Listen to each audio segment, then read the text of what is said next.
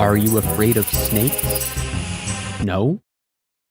Well, maybe you should be, because today we're playing as the most powerful and infamous snake person in Crawl.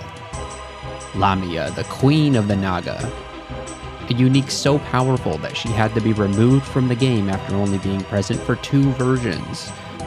So coil up somewhere cozy as you watch me slither through the dungeon in today's Crawl cosplay challenge.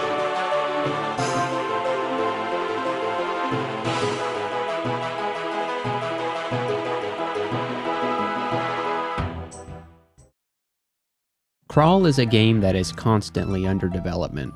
Many things have been added and removed throughout its 3-decade lifespan. Today's unique, Lamia, can only be found in 2 versions of Crawl. She was introduced in 0.12 and removed in 0.14. She could be found, somewhat obviously, in the snake pits. She was a powerful queen of the Nagas that was said to devour her own young. She was also said to be beautiful, despite her deformed body. I wonder if this is written from the perspective of a human. Like, is she deformed by human standards or by Naga standards? I'm gonna guess this description was written by a human because Crawl is a very human-centric game, made by humans, for humans. Further evidence is that all species have their features listed under the mutations screen, which are usually things that make them different from a baseline human. It would be weird for a Minotaur to consider their horns a mutation that allows them to make headbutt attacks. That would be like saying your ears are a mutation that give you the ability to hear sounds, like this video. We're getting a little off topic here, so let's get back to the challenge. Today we're playing as a Naga, a slow-moving snake person with a half-snake body that can spit poison. We've played a Naga before in our Vashnia Crawl Cosplay Academy video. However, I didn't really go over the things that make Nagas unique in that video, so I'll give you a brief overview. Nagas have a snake-like lower body, but a human torso and upper body. They are deformed, meaning they only get half AC from body armors. They get an EV and dodging penalty from their large size, but this does allow them to move and attack normally in shallow water. The upside is that they can wear bardings, so that somewhat balances out their AC if you can find a good one. They also get some natural AC as they gain levels, which is pretty great. They have an innate spit poison attack that cools down after a few turns. They are resistant to poison and can see invisible creatures naturally. Somewhat unfortunately, they move slowly. It takes them 1.4 turns to move, so you won't be outrunning anything of average speed or faster. They also gain constriction at level 13, which is great if you plan on attacking in melee range.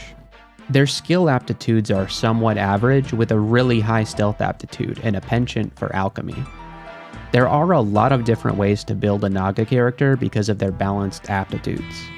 They make really great hybrids as they aren't encouraged to wear heavy armor as they only get half base AC from it.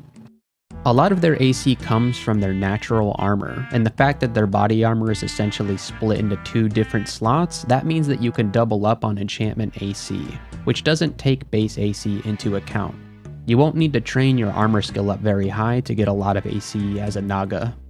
Moving slow is certainly a drawback, but the high stealth aptitude means that we are going to be able to pick our fights most of the time. Moving on to our background, we're playing as a Conjurer. We've played Conjurers before, both Frederick and Boris were Conjurers. Conjurer is a great start because it has the highest int bonus of any of the backgrounds, which sets you up very nicely to do any sort of spellcasting you desire. The starting book is also very solid, so I have pretty high hopes for this character. The god we're worshipping today is Lugonu, the god of the Abyss.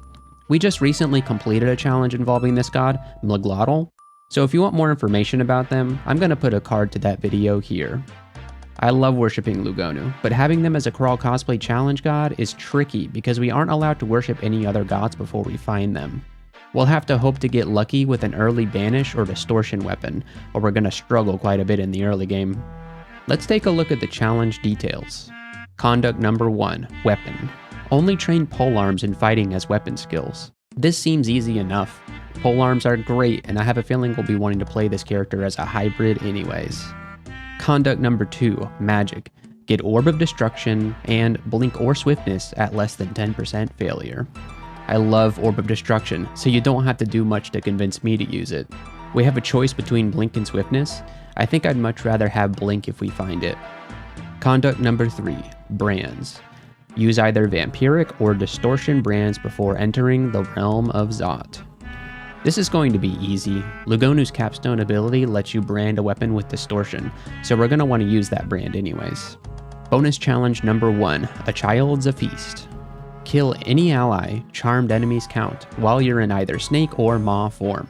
This shouldn't be too hard. We don't have to train that much shapeshifting because we will hopefully be in control of the situation when we attempt to do this bonus challenge. Bonus challenge number 2, A Cure of Insomnia. Banish 2 eyeballs outside of the abyss and kill 2 eyeballs inside the abyss while wielding a polearm of distortion. This one seems like it might be a challenge. Banishing the 2 eyeballs are easy enough, but finding them and killing them in the abyss could prove quite difficult. There's a chance that we don't even run into the eyeballs we banish. But luckily, eyeballs can spawn in the abyss, and are often included in the rune vaults, so we could scum rune vaults for an eyeball if we need to. Spending that much time in the abyss, even as a Lugonu worshipper, can be quite fatal though, so we'll have to tread carefully. I have a feeling I'm really going to enjoy this challenge, so let's get into it. This challenge took us a total of 2 attempts, a very low number for us. The first one died pretty early on D1, so I'm just going to leave that in the cut. I hope you enjoy the show.